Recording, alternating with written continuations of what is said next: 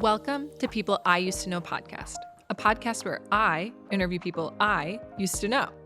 My name's Allison and I'm your host. Our podcast team consists of Carrie Stock, who is our overly talented co-producer, audio engineer, camera op, and lighting designer, and Shelby Antel, who is our behind-the-scenes and headshot photographer.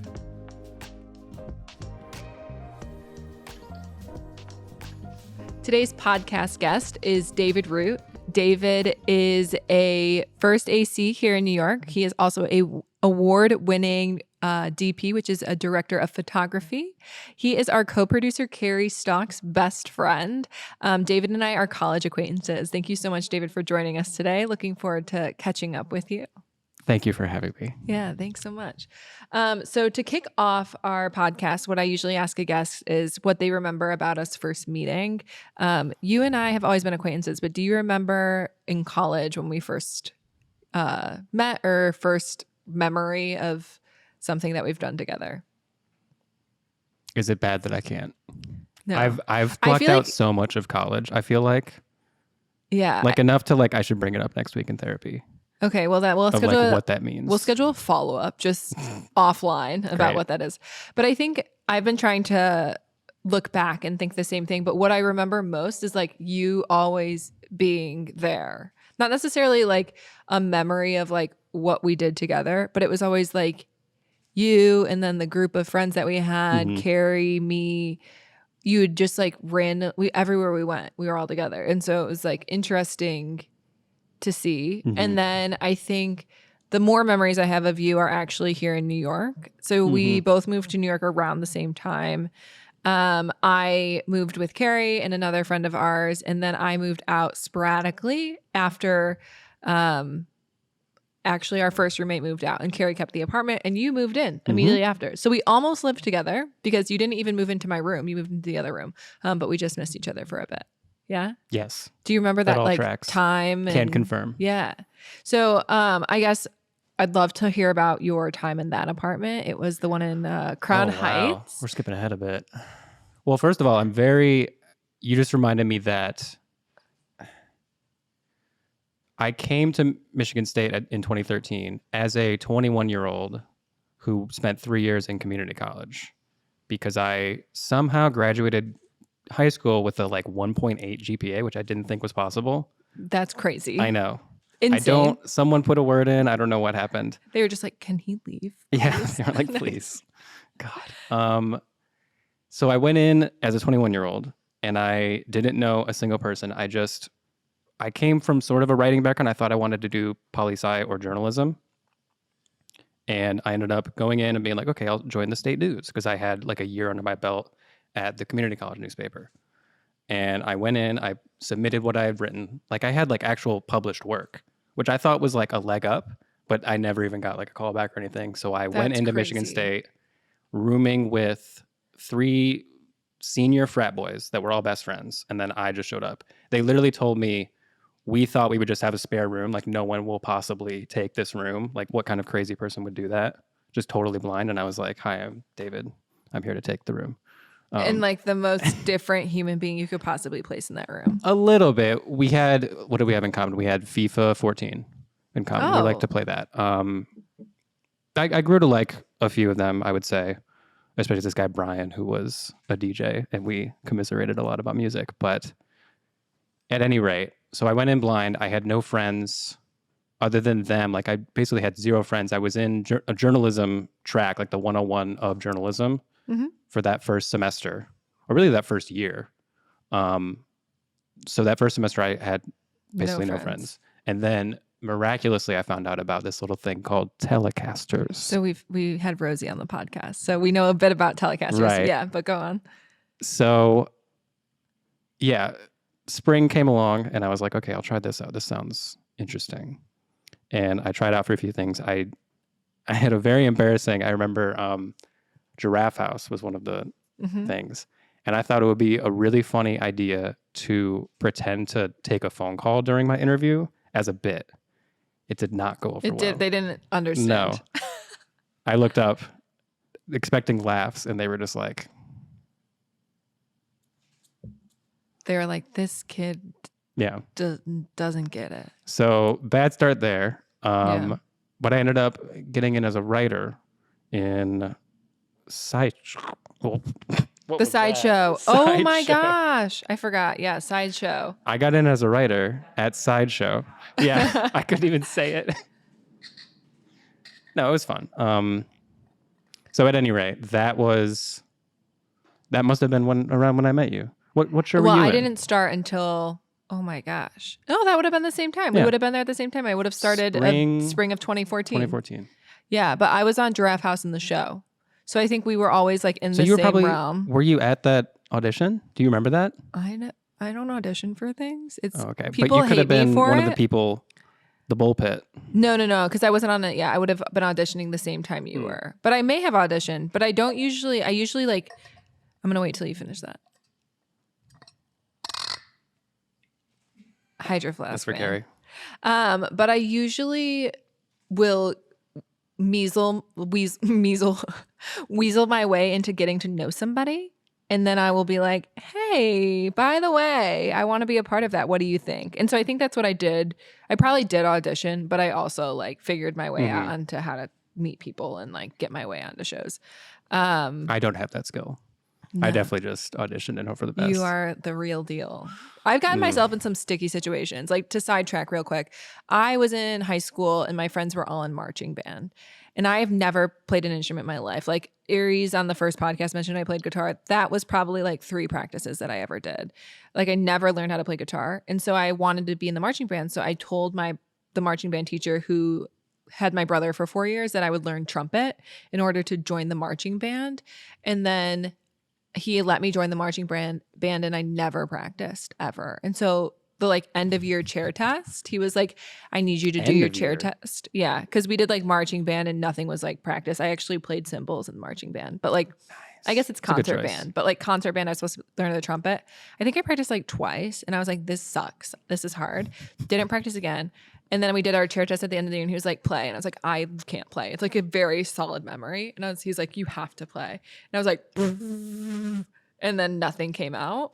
And I was like, okay, cool. Like, that's it. And I got a 4.0 because I think he realized how stupid it was to let me into something that I shouldn't have. So it's a good skill, but it's also a bad skill. So it was a little on them. It was on them, 100%. Okay. 4.0. Can't play trumpet still. That might be how I got through high school somehow. Someone was just like... He was like, he tried. Yeah. He tried real hard. Okay, so going back to Sideshow, you became a writer. Yeah, well, I only brought that up because my main takeaway from that whole experience is I'm super grateful that not only did it bring me to friendships that I still have today, it got me through college, basically, because I would have I'm not really a self-propelling person, I've found, which is a bit of a detriment, but as long as I have people and I put myself in the right situations, you know, you give me a challenge, I will usually try to step up to it, but I won't give myself the challenge. Oh, that makes sense. Yeah, 100%. Yeah, it makes sense. Carrie's always like, let's do this next. And then we're doing it. That's how this podcast is here. I told her my idea and she made it happen. So that's really neat. And I think, you know, telecasters, is that how you made your shift into wanting to do TV and film away 100%. From writing? Yeah. And then you stuck with that. So you're still in the industry now. Yes. Yeah. And so when you came to New York then, going... Back to the original question. No, that's okay. I skipped over that. But when you came to New York, was your first apartment the one you moved in there, or were you somewhere else before? So I moved in with a friend of the show, Rosie, and also our friend Liv. And they both sort of cornered me while we were still in college, and they were like, "We have one room left. We are going to move to New York. You need to come with us." Is this the Bushwick apartment? This is the Bushwick apartment. I have this backwards in my head, but this is. Dare I say, slumlord run Bushwick apartment. Yeah. You guys actually, when you moved into my old apartment, I moved like 2 blocks away from there. Really? Yeah. But okay, so you moved with Liz and Rosie. Liv, yeah. Liv. I do that all the time. There's really? Because there's Liz, Reister, and then there's Liv. Oh, right. Yeah. So I always do that. But multiple L-I's. Liz. Yes. Liz. Yeah. Her name's Olivia, but she goes by Liz. And I do not know her as Olivia. So Liz and Rosie. You moved in. Liv and Rosie. Oh my gosh. Okay, we're going to cut that out. We're going to cut that out. And you can tell, I guess maybe we leave it in because. You were so confident. I was like, you know what? Confident. I'm trying it right. It's my brain. It's the words. Okay, so you moved in with Liv and Rosie. Maybe I just can't say V's.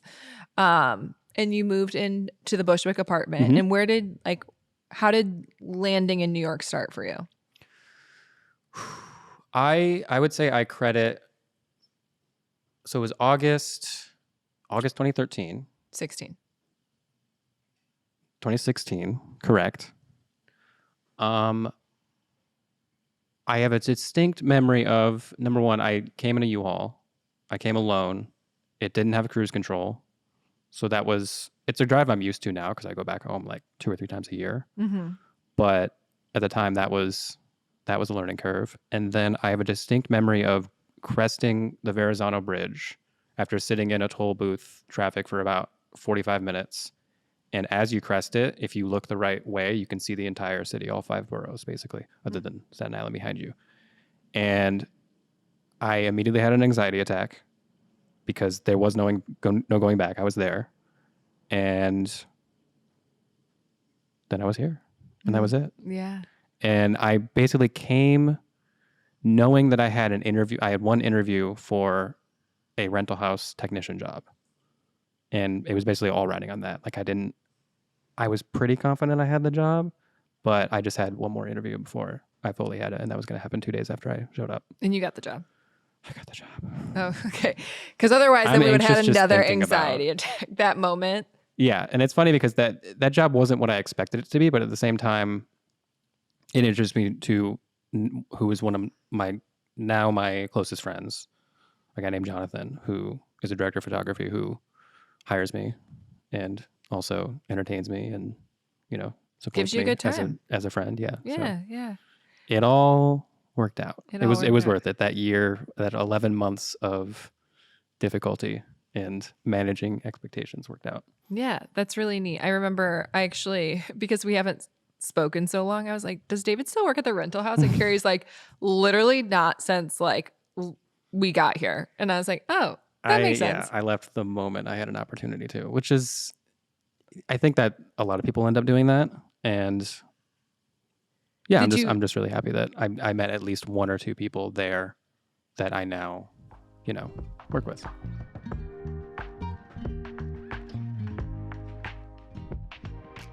A big shout out to our headshot photographer on set here today, Shelby Antel. You can follow her at Shelby Elaine Photos on Instagram. Reach out for any corporate, personal, or acting headshots.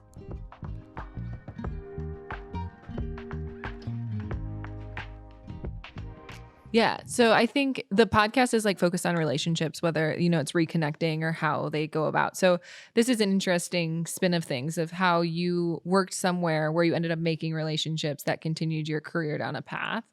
Do you have any pinpoints for anybody who is in a similar position, or how you found Jonathan to grow from being an acquaintance that you met at this time into, being a really good friend of yours? Well, we were stuck in a room covered in rat feces for about 11 months, 10 hours a day, 5 days a week. So we kind of had no choice but to get along and just laugh through it. We would get there at 8 a.m. He was addicted and still is addicted to caffeine very heavily. I luckily wasn't, but I got to just watch him drink too much coffee, have sort of anxiety attack, and calm him down. And we would just laugh through the day. And our boss, every time we lost our minds, basically, he would just peer over like, You good? You good. Yeah. So it happened pretty naturally. I think it's just one of those serendipitous things of we would have been destined to become friends no matter what, but it definitely escalated it just by being in the same room proximity for so long. Yeah. If we hadn't gotten along, I'm not sure how it would have gone. I think we may have left the job sooner than we did. So I left right after he did, basically. Yeah. Yeah. I find I was sometimes there's nothing left for me here. Yeah. He's not here. He's the one keeping me not insane. good anymore. So making friendships in the industry, do you often find that it's better to work with friends, or I think about this a lot. Worse to work with friends? I think it's ultimately better. mainly because you spend so much time with them that I could never begrudge someone for choosing a close friend to work on something over a stranger if it's me. I could never do that because that's a guarantee that it'll go smoothly. Mm-hmm. You know what I mean? I also think personality is like so big when it comes to working, especially you can't teach that. you can't teach That's something that was or developed motive. decades ago. You know, like people's motives of because you know personally what's in it for them. Right. You know, like I run an event planning business. So like I'm always dipping my toes into people and they may not be the perfect fit, but I know they're going to show up. They're going to ask the right questions. They're going to get the job done. It's like that trust piece of it that goes into making those selections. Yeah. I think there's two sides of it. There's either they're so friendly and enjoyable to be around that you can forgive more mistakes, or they're so rock solid that they can be a bit of an a-hole and it's acceptable. Yeah. There's a sort of balancing act there. Yeah. And I try to be right in the middle. Yeah. No, I don't. I don't know what I am. You're like, I just show up and I do my job. Yeah. I mean, you must be good because people keep hiring you. So I think like going off of the time that you spent with Jonathan in the rental house and time going like the longevity of it, how did you keep that friendship for so long that from like you were spending every day, well, not every day, but 5 days out of 7 days of the week together for 11 months. And now you're still in touch. You can tell from the way you talk about him that, you know, you still think very fondly of this friendship. I'm going to his wedding in July or August. Yeah. So how did you, like, what are the priorities that you had to set forth and to keep this friendship alive? Well, it takes work because we get on each other's case a little bit because we're terrible at making plans. Specifically with each other. Mm-hmm. We'll just assume something's happening when it's not. We'll not actually make a concrete plan. We'll just say, all right, tomorrow, let's do it. Let's do something. And but then there's it's never, the next day. and it's the next day and it's 4 p.m. and we're like, what are we doing? I thought you had an idea. No, I don't. I have no idea what we can do. So, does that answer your question? I don't know. No. Is there like something concrete or you just like end up finding each other after a little while? I think it's just we love each other so much that the understanding of like it doesn't really matter how much time we have apart. Yeah. Like as soon as we're back together, it's just the same old. We sort of unlock a different form of each other, this like extra goofy version of each other. That the like loony version of you at hour 11 exactly. in the rat infested It'll warehouse. never go away. It comes back every time. Too much caffeine, too little sleep. Exactly. But so communication is definitely a piece of this. Do you find though that like you communicate well? Because you're like texting each other to make plans. It just might not be that it comes out. Yes. Be solid. No, I think we're terrible communicators. Terrible. Okay, maybe that's how it makes it work though. Maybe, yeah. And I think like again, it's sustained by just how fond of each other we are. The longevity of the friendship and how fond you are of each other. Like we'll get so annoyed at each other when we can't, make something work after a while. But then, it doesn't really matter at the end of the day. Yeah, that's so nice. Yeah. Going off of friendships, I know at least all of the friends of yours that are both of our friends, or were both of our friends, are women, minus like one or two. So you have a lot of female friendships. Yes, it's been that way probably since high school. Okay. And what do you think draws you to female friendships versus male friendships? Oh, that's a great question. I have no idea. I think I've thought about it. I guess my theory would be I get along with women better than men generally. I don't like... Because you also live with women. Yeah. Yeah. And I have... There was a brief stint after actually everyone moved out and I became the carry in this situation at that apartment where I had to fill the 2 rooms. Yeah. And I ended up sleeping... Sleeping in all 3 rooms. We'll leave it at that. I ended up finding 2 guys, one of which was in the industry. He worked at company 3 in the machine room. He worked nights though, and he had a dog. And so I ended up walking that dog quite a bit. Taking care of the dog, yeah. Not unfortunately, but no, it was a great dog. Anyway, what were we talking about again? Oh, why you not prefer, but how you keep female friendships your majority over male. I think to get a little in the weeds, I think generally there is a little more ego involved with male relationships that I try to avoid. And that may not just be that I assume that of all men. It's more that I see that reflection of myself in them, and I don't want to see that. And I don't want that to come out necessarily. Yeah. Like, so I just want to recap what you just said, but it's something similar, I think, that I do. So when you are with the guys, you sort of see a different side of yourself. There's a come out. masculinity Yeah. aspect of it. Yeah, and I'm not particularly fond of that side of myself necessarily. Do you find that you like to improve yourself? So you like to reflect and then improve on who you are? I'm trying to. You're trying to. So this is not a majority of men, because I know a lot of men in my life want to Are propelled by improve themselves. Yes. But I also have discussed and have dated multiple men that are like, I don't think I'm that bad. Yeah, there's a lack of reflection. There's a sort of repression. Yeah. They're propelled by repression. Yeah, like, this is my way. Like, why do I have to change? And I think it's so respectable, because I think as women, we are pushed down and told to change and morph into these specific molds that people have since a really young age. But for men, it's not always the case. Mm-hmm.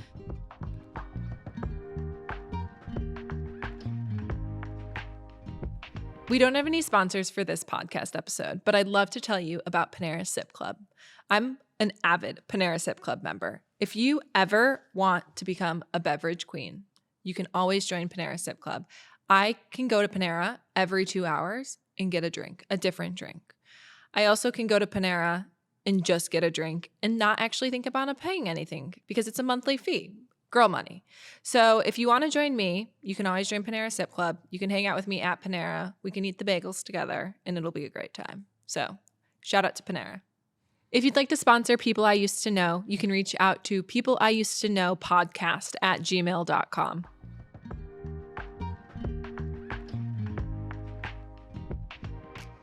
We talked briefly about our college experience. Part of that panic attack I had going over the Verrazano was sort of shedding myself of, well, it was gaining some imposter syndrome, but also sort of realizing that I had propelled a lot of myself through college by faking it till I made it, and knowing that might not work anymore at this big. However, it What? does. Yeah, Okay, go well. back on. But I think I spent a lot of that drive reflecting on who I was through high school and even college, and sort of the idea of the big fish in a small pond. Mm-hmm. And now I'm a microscopic fish in the the New York largest City pond. Right.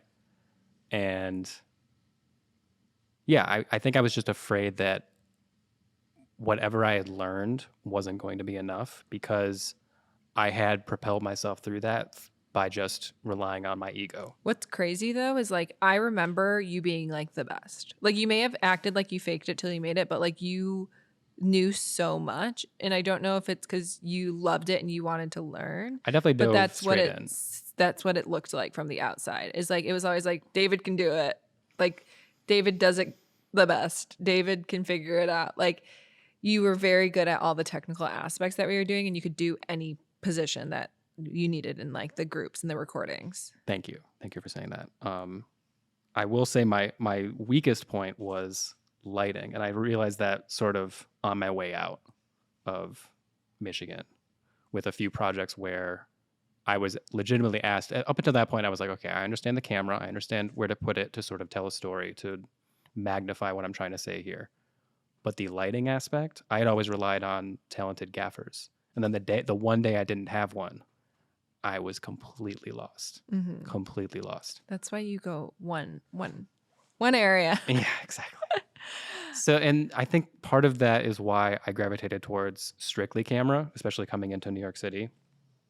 I sort of consciously made the decision to take a step back and just be on a big enough set where I can learn a little bit, or a lot of it, really. And yeah, I hope that's worked out so far. I guess. I mean, it has. yeah, you're all the way up to a first AC. You've been a DP. Like, that's all. And at the end of the day, I can just think back to what a much more talented director of photography has done and just So emulate you what they were still doing. have imposter syndrome. Absolutely. I do too, all the time. I think when you want to, not necessarily want to be the best, but when you have an eye to see the best, like that, it's like having an eye for design. When you see like something that looks great, there are people who just don't have that eye. So they don't really know what the goal is to be the best. But when you can see the best, it's like, I'm not the best. But I think it's like so much of it is, you know, we have so much pressure on ourselves, and I have anxiety too. So it's like we have so much pressure on ourselves. We think of every single possibility that the That's outcome all could I've been be. doing, looking forward to this. Yeah. This Like podcast. you, I was I like, know, okay, but that's why what I are the smart like it things I can because, say? I have no. well, it's like a control thing too. It is. Of like being able to understand. So like imposter syndrome just like keeps going and going and going. But the way I embrace it is I become a little bit of a loony, and I'm just like, whatever happens, happens. And like, if I messed up, okay.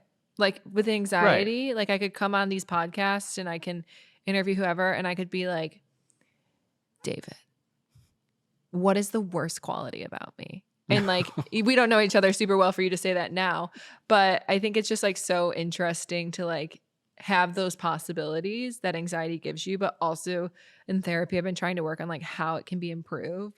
So like anxiety makes you think about the 0.03% chance that you have to be like struck by lightning, or I don't know that exact statistic, but it's like, she's always like, okay, but what about the other 99.7% of the time? Like, what are your stories behind those times? Right. And so it's like, oh, that's interesting to think about. So like, I think imposter syndrome will always live on for those that want to keep improving and being better versions of themselves and going through the career. But hopefully the better, like you are getting better, that it occurs less. I am. I think that the more I understand it, the better it is to keep it sort of on a leash. Mm-hmm. And something that goes hand in hand, at least for me, is a fear of failure. So I have a sort of theory about it that I often think, number one, for physical reasons, I always regretted not doing more sports in school. All I ever did was arena soccer in the winter in middle school. I think I did one season. Our team was terrible. We lost like 90% of the games. And then that was kind of it. And I don't consciously remember how I took that, but I'm sure I took it as it's better to just not try. Do it, because then I won't lose. Right. So I never fully grasped the lesson of not trying is also failure. Not trying is a guaranteed failure. Mm-hmm. Whereas failure really is just a stepping stone to success. Yeah, it is. And I had to learn that too. And like, I have always wanted to do so many things ever since I was really young. I've always had like I'm going to write a book. I'm going to make a movie. But it's like, I never let myself do it because the viewpoint of like failing versus like, I think right now it's like, okay, if I want, like I started a business, it's like for the last 2 years, I've had this thing inside of me that's like, okay, well, what if I have to close it down? What if I don't have enough money for the next month? Like all these things. But then I like have been reformatting again via therapy and being like, I literally started a business. It's run for 2 years. That's a great business. So many businesses don't last that long. So many businesses fail before. And so it's like when you change the perspective of the story, you really can own it. Whether it's like you are losing or not, I don't even know if it's winning or losing. It's like taking chances to like 100%. have these opportunities. But I think at least the way I was raised is like all or nothing. Like you're either the best or you don't exist. And so not like don't exist, but like but you don't exist. There's no room in the middle for that. Yeah, there's no room in the middle. Whereas so then entirety of reality is in the middle. In the middle. I became the worst. I quit. I became the worst. I played basketball and I was pretty good. Yeah. Like I probably, if I would have kept training after sophomore year, I probably could have gone on to college to play. But I was burnt out. I was like, I don't want to be the best anymore. Like I never had that drive. I was really nervous about like failing and not going into a good school, and just ended up quitting. And I was like, I'm going to be an actor, and then like never put in my full energy because I was like, well, what if I like fail? And like anxiety took over. I was like, I can't even go into the audition because what if they don't like me? Then I failed. And it's like, now I look back on it, I'm like, it was one audition for a student film. Like, you could have went in and they could have had a friend. Yeah. Because that's what we did. And so it's like perspective is everything. But I definitely think the more we can get a handle on like why our anxiety is taking place. What does it mean? Where is it being triggered from? The slower we can make it happen. Yeah. Yeah. That's the first step. It's age. For sure. Age has helped us. Well, yeah. I had Time. a head start on that because I consider myself in a lot of ways a late bloomer in pretty much everything. Starting college late. Even my hobbies, I'm a late bloomer in. What are your hobbies? My main one. So we talked before the show about, I was like, well, how am I going to sit? Because my back is going to start hurting if I don't have lumbar. But if I do have lumbar, all my weight is going to be in my tailbone, which will also start hurting. Both of which are injuries more or less from dirt biking, which is my current hobby, which I started when I was 11. My dad, and I'm still a little mad at him about this. He got me a sort of mini four-wheeler, racing four-wheeler. Yeah. Or a quad, as we say, ATV, a lot of names. Quad in Michigan, yeah. Yeah, quad. So I was 11, I got that. I was thrilled, but somewhat recently I asked him, why didn't you get, because now I dirt bike. I came back during the pandemic and I started doing that. I was first with the street bike, and then I ironically was like, you know what, this is not safe on the street because I can't control the cars around me. Yeah. So I'll be much safer off-road. And ironically, as soon as I made that decision and I bought a van in order to be my toy hauler, I broke this hand. I also dislocated it. I cracked this rib and I bruised the tailbone. All within the span of the last year. You talk are about crazy. Talk about fear of failure. I don't have it with dirt biking. No, at all. It's like a new hobby that you feel embraced for. I thought you were going to tell the story about when you got hit by a car. Oh, that's a whole different can of worms. That's a whole different can of worms. But you are, I think, prone to injury on motorized vehicles. Yes, that's true. Because he was on an electric skateboard. At least the story I know. Right. Yeah. But to go back to the four-wheeler, I was a little upset at my dad because I asked him, why didn't you just get me a dirt bike? Yeah. Because that's what I was interested in was, I was watching, Travis Pastrana do freestyle motocross and like win medals. And I was like, that is the coolest thing I've ever seen in my life. And he said it was because I didn't like his Harleys. I thought they were too loud and scary. This is back in my era of, for some reason, I was afraid of loud noises. So I almost got, basically, I didn't get kidnapped, but I got lost at an air show because they did a fake like B-52 bombing, and I ran away out to the parking lot. My parents couldn't find me. They're like, where'd you go? I was like, I was just terrified of the noise. You were like, I will not do well. Yeah. And then cut to like, I don't know, 6 years later, I'm in a death metal band in the garage developing tinnitus. So I don't know what happened. You were like, I love noise. Yeah. This is my new thing. Now I'm kind of in the middle because I think loud motorcycles don't do a good thing for the image. Well, hobby wise, so have you always had hobbies? Because you're saying you were like on the quad, we're in a band. Yes. Now you're dirt biking. So actually around the same age, 11, I started playing guitar, and I also started riding the quad. Okay. And I never got injured on the quad, which is why I dove into dirt biking and thought I was invincible and did things I shouldn't have done and got myself injured. But yeah, I've had those hobbies. And a little bit of video gaming too. That's sort of gone to the wayside now. I'm playing a puzzle game right now though that I'm completely obsessed with. Do you make friendships through these things I sustain friendships. Okay. These things. I made friends with the dirt biking. It's funny how I met, there's a thing called Two Wheel Tuesday, which happens in either Brooklyn or Manhattan. Okay. And it's a meetup where mostly, I'm comfortable saying this, people who use motorcycles as a fashion accessory meet. And they go, oh, sick bike, dude. Yeah, dude. I love just looking at it and not riding it. So I showed up and I was like, oh, I understand what this is. Like an antique car show, but for dirt bikes? Not necessarily, mostly road bikes. But road bikes. At that time, I had a sort of dual purpose bike, one that has a plate and turn signals and everything, but has the big wheels that are good off-road. I met one person there. We had the same bike, and he saw me as I was leaving because I was like, this is lame. But he flagged me down and he was like, same bike. We're friends now. Twins. Let's go riding next week. I'll meet you. You'll meet all my friends. And I've fallen out of touch with him, but I've still maintained with those other people. Yeah. So it's funny how that works. And then the video gaming, I play a lot with some old people I became friends with through the band. So people from Petoskey, Michigan. My good friend Jay, his brother Max, my friend Josh as well. They were sort of our brother band.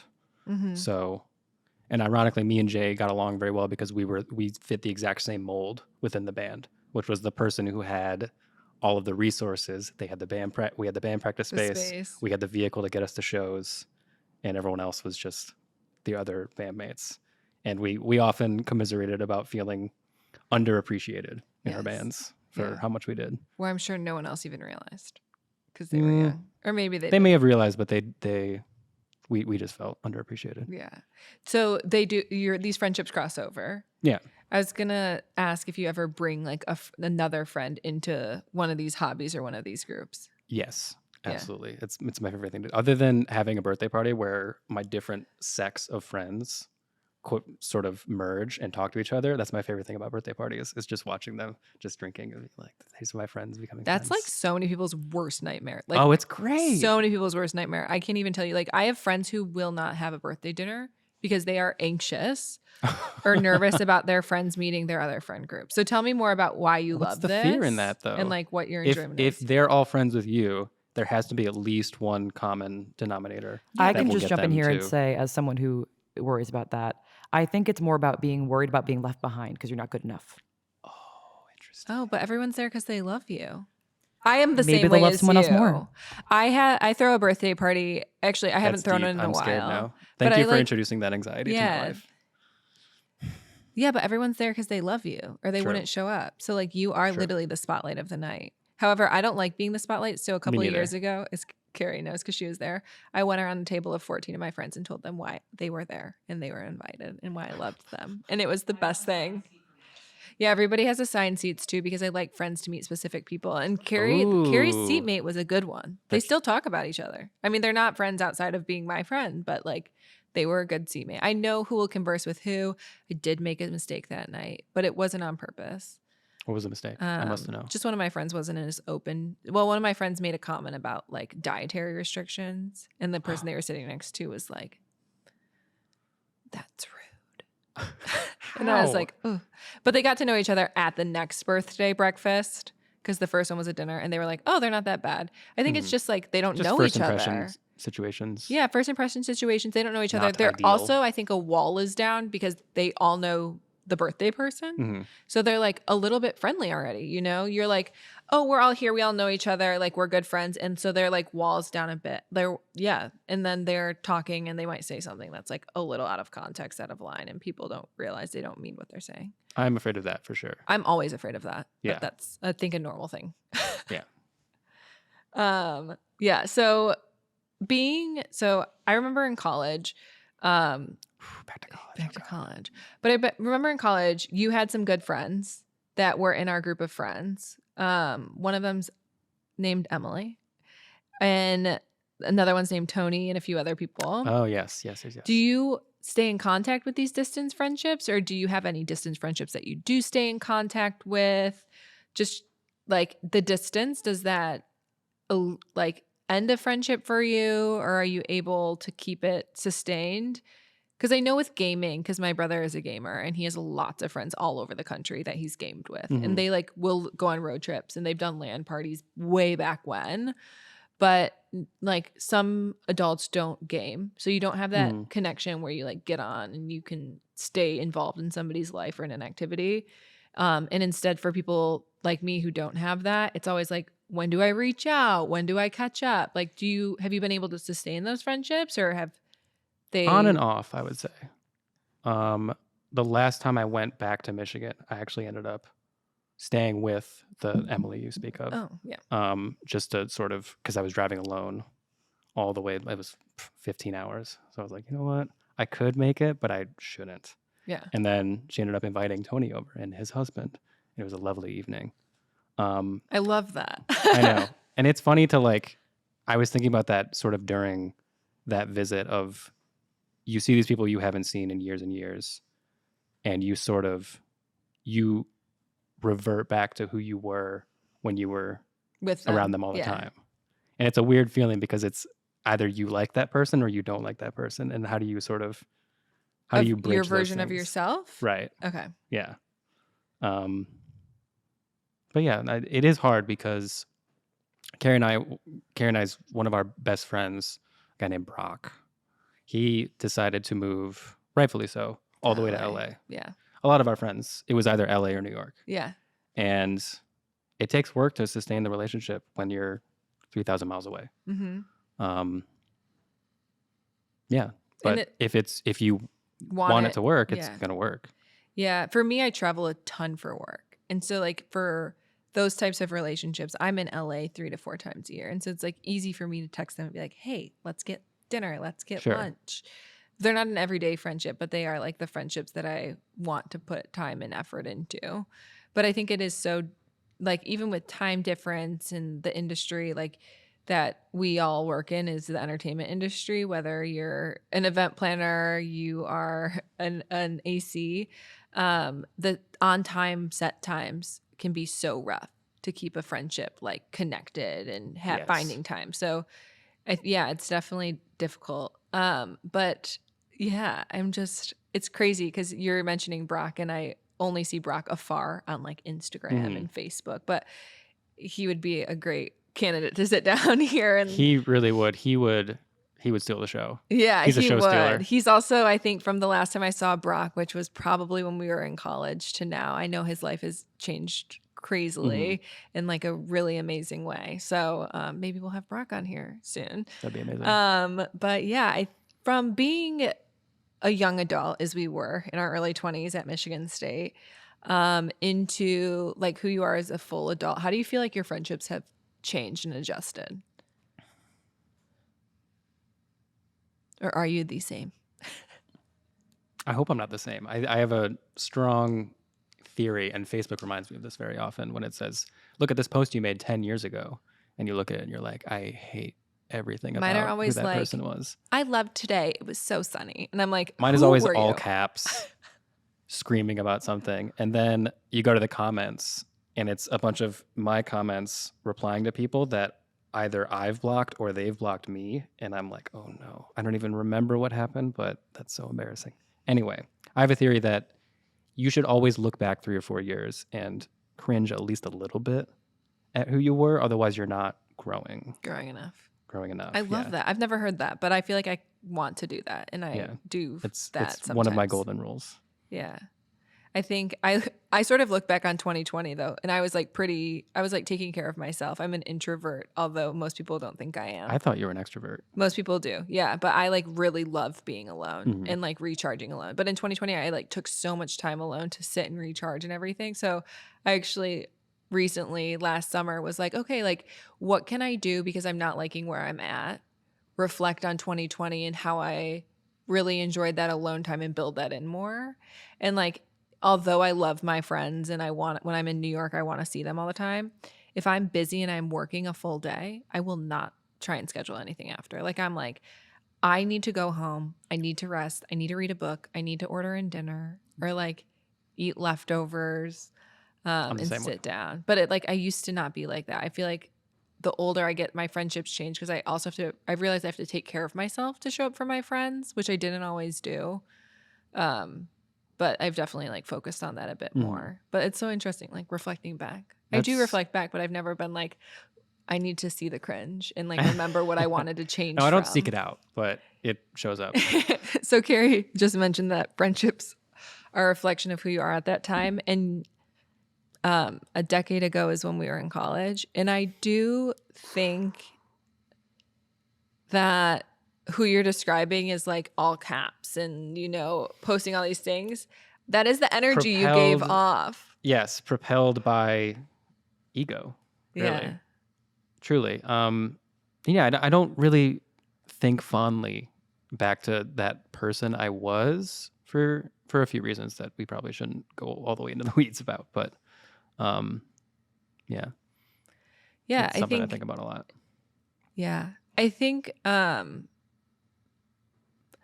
insecurity when I was younger was a big thing that I've changed out of. And like I can look back on and see like posts and different photos that I was doing. And even just in the last since probably the last 5 years, I'd say, I'm still working on it, but like how secure I am in myself and the choices I make. Where like before I was second guessing all the time.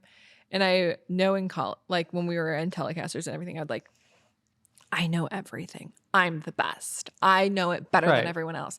And let me tell you, I have now realized how much I don't know, how much I will never know. I'm not an astrophysicist.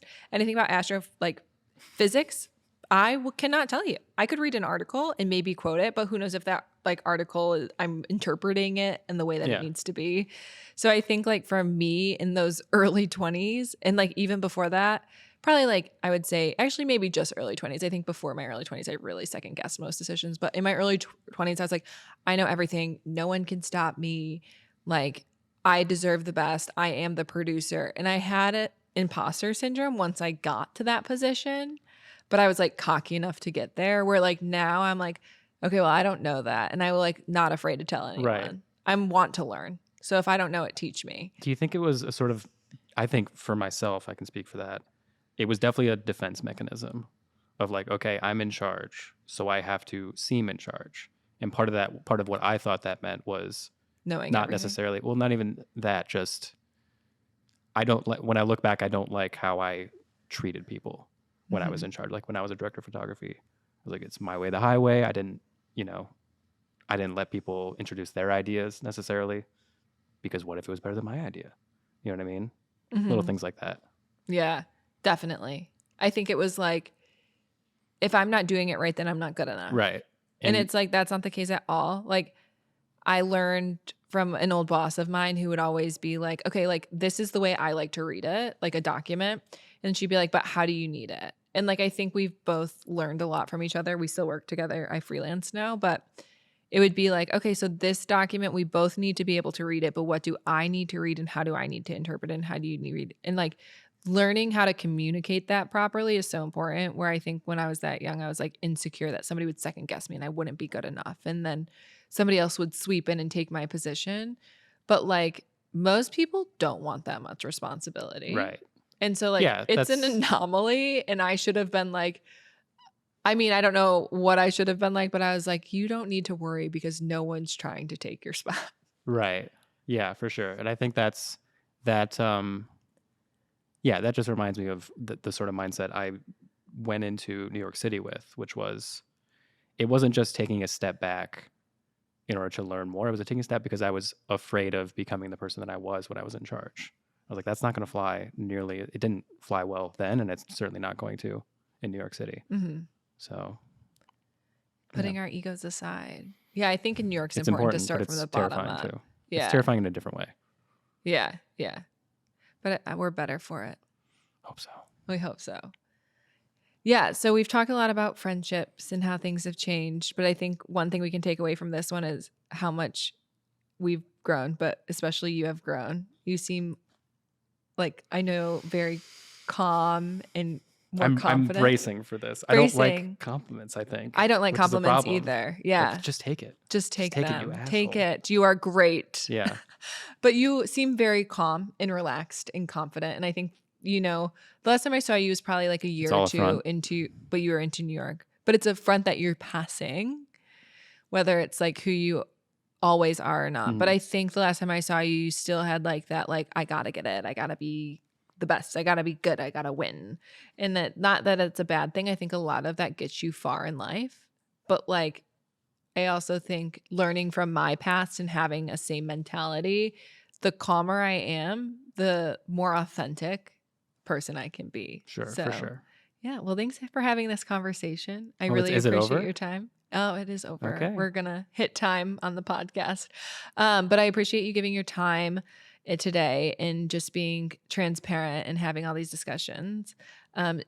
Before we wrap, do you want to plug any Instagrams, any projects you're working on? Yeah, feel free. My Instagram is David_A.C. Perfect. That's it. DAVEEDAC. Yeah. I was going to ask you to spell it because I'm not a good And speaking of imposter syndrome, I often, look at other ACs in the industry and I'm like, oh God, they have 1,000 more followers than me. So everybody follow David. That's not why they get He is going to be the number one most followed It's a game we have to play. And it's going to be Hire David is our hashtag. But thank you so much, I can pull on film. I can't load it, but I can pull it by distance. It's hard and fun, but I can do it. Great task. But thank you so much, David, again. You can follow us on Instagram and TikTok at People I Used to Know podcast.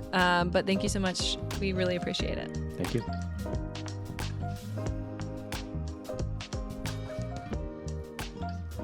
Thank you for tuning into this week's People I Used to Know podcast. You can check us out on Instagram and TikTok at People I Used to Know podcast. If you'd like to sponsor People I Used to Know, you can reach out to peopleiused-to-know-podcast@gmail.com.